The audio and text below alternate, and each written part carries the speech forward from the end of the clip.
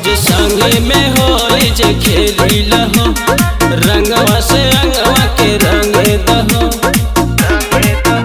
आज होली होई भौजी चोली फारी के फारी के फारी के। फारो जनी चोली रंग पूरा अंग अंग के। फारो जनी चोली रंग पूरा अंग अंग के।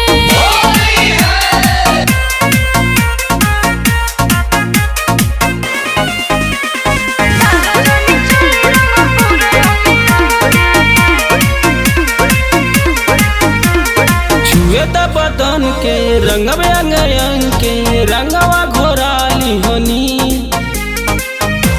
देवर जी चोली जे फार दी हलो, पिचकारी